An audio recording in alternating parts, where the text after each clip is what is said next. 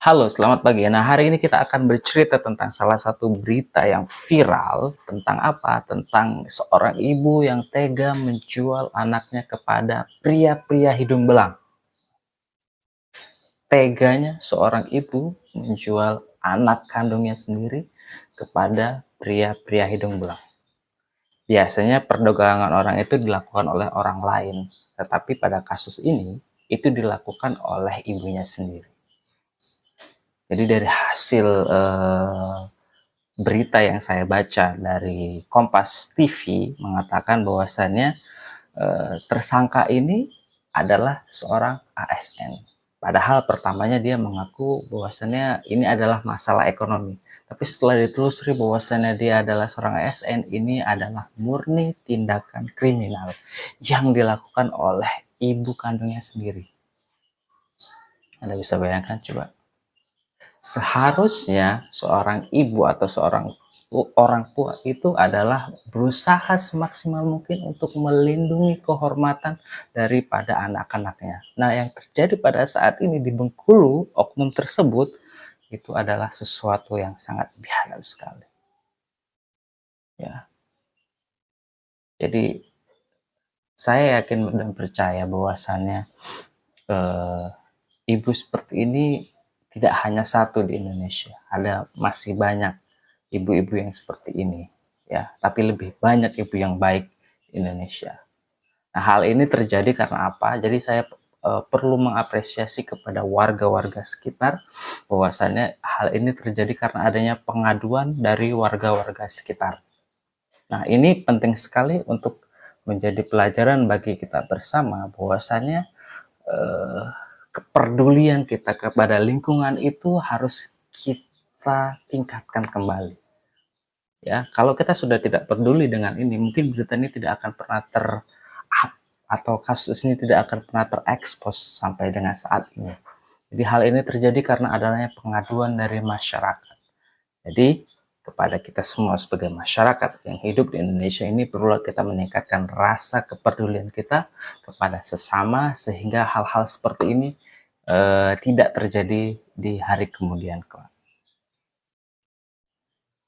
Nah, dari sumber yang saya juga baca dari tv1news.com, bahwasannya ibu ini berusia 42 tahun dan anaknya itu masih berusia 22 tahun.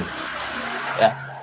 Dan harga yang ditawarkan itu bukan harga yang mahal. Hanya Rp250.000 untuk melayani satu orang pria hidung belang. Ini harga ini lebih murah daripada kita nongkrong di kopi, di kedai kopi, di kafe. Ya, ya. Begitu murahnya kah harga diri seorang anak perempuan? Ini sesuatu yang sangat miris tentunya kawan-kawan semuanya. Pengembangan yang dilakukan oleh kepolisian setempat mengatakannya bahwasannya statusnya sebagai ASN, ya kan, gajinya sebagai ASN untuk saat ini tidak bisa menghidupi kebutuhan hidup mereka sendiri. Seberapa mewah hidup kamu sehingga kamu mengatakan menjadi ASN itu tidak bisa menghidupi kehidupan sehari-hari. Banyak sekali teman-teman saya, ya kan, di Indonesia, di mana saja, mereka itu berburu untuk menjadi ASN karena mereka berpandangan ASN ini memiliki gaji yang cukup untuk memenuhi kehidupan standar.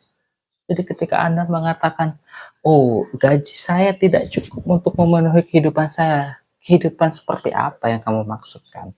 Dan kenapa juga kamu harus menjual anak kamu? Dan kenapa tidak kamu menjual diri kamu sendiri? Nah, kenapa begitu? Kenapa harus anak kamu? Kenapa bukan diri kamu?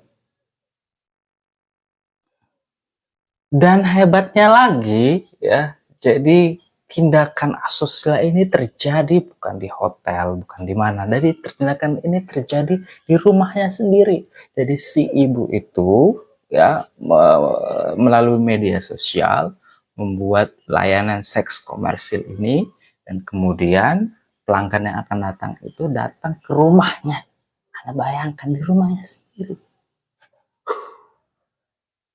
Ini sesuatu yang sudah di luar nalar, saudara-saudara, ya, kawan-kawan semuanya.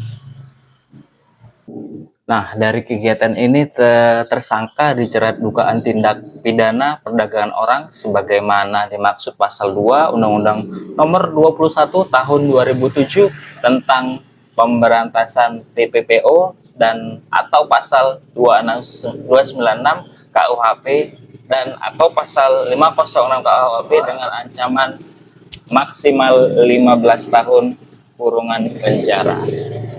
Ya. Saya pikir 15 tahun itu terlalu ringan. Ini seharusnya hukum mati seperti ini. Ya, oknum seperti ini seharusnya dihukum mati supaya jerah, supaya